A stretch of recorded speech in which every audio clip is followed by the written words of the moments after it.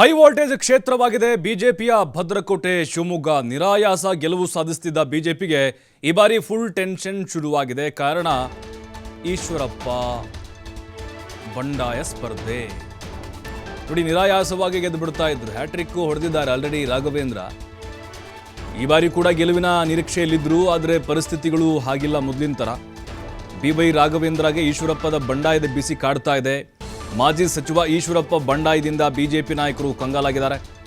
ಶಿವಮೊಗ್ಗದಲ್ಲಿ ಈಶ್ವರಪ್ಪ ಅತಿ ಹೆಚ್ಚು ವೋಟ್ ಗಳಿಸುವ ಸಾಧ್ಯತೆಗಳಿದ್ದಾವೆ. ಹೀಗಾಗಿ ಬಿಜೆಪಿಗೆ ಲೀಡ್ ಕುಸಿಯದಂತೆ ತಡೆಯಲು ಬಿಜೆಪಿ ಸರ್ಕಸ್ ಅನ್ನು ಶುರು ಮಾಡಿದೆ.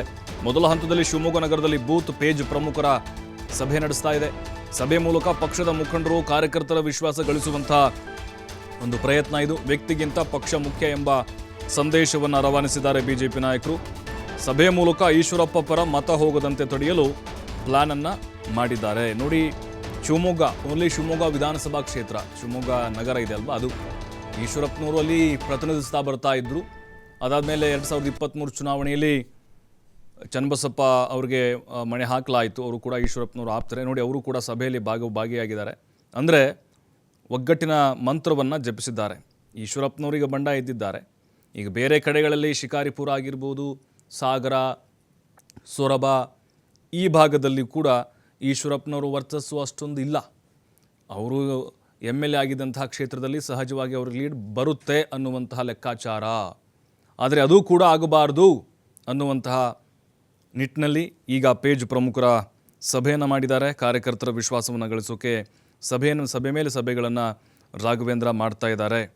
ಅಂದರೆ ಈಗ ಈಶ್ವರಪ್ಪನವರು ಬಂಡಾಯ ಸ್ಪರ್ಧೆ ಅವ್ರು ಹೇಳಿದ್ದಾರೆ, ಆ ಬ್ರಹ್ಮ ಬಂದರೂ ಕೂಡ ನಾನು ಹಿಂದೆ ಸರಿಯೋದಿಲ್ಲ ಅಂತ.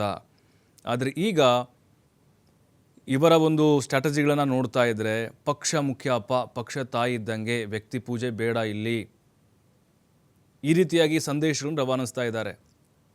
ನೋಡಿ, ನಮ್ಗೆ ಉದಾಹರಣೆ ಕೊಡೋದಾದರೆ ಶೆಟ್ಟರ್ ಅವ್ರದ್ದು ಏನಾಯ್ತು ನೋಡಿ. ಶೆಟ್ಟರ್ ಅವರು ಪಕ್ಷ ಬಿಟ್ಟರು. ಅವ್ರದ್ದೇ ಆದಂಥ ವೈಯಕ್ತಿಕ ವರ್ಚಸ್ಸಿದೆ, ಅವ್ರದ್ದೇ ಆದಂಥ ವೋಟ್ ಬ್ಯಾಂಕ್ ಇದೆ, ಪಕ್ಕಾ ಗೆಲ್ತಾರೆ. ಆದರೆ ಆಗಲಿಲ್ಲ. ತೆಂಗಿನಕಾಯಿ ಗೆದ್ದರು. ಅಲ್ಲಿ BJP ಪಕ್ಷಕ್ಕೆ ಅಲ್ಲಿ ವೋಟ್ ಕೊಟ್ಟರು. ಬಟ್ ಹೀಗೂ ಆಗ್ಬೋದು, ಸಾಧ್ಯತೆಗಳು ಇದ್ದಾವೆ. ಬಟ್ ಈಶ್ವರಪ್ಪನವರ ಶಕ್ತಿ ಸಾಮರ್ಥ್ಯ ಏನನ್ನೋದು ಚುನಾವಣೆ ಮೇಲೆ ಗೊತ್ತಾಗುತ್ತೆ, ರಿಸಲ್ಟ್ ಆದಮೇಲೆ.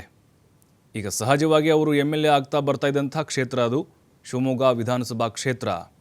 ಈಗ ಅಲ್ಲಿ ಲೀಡ್ ಬಂತು ಅಂತ ಹೇಳಿದ್ರೆ ಸಹಜವಾಗಿ ಅದು ರಾಘವೇಂದ್ರಗೆ ಹೊಡೆತ ಕೊಡಬಹುದು.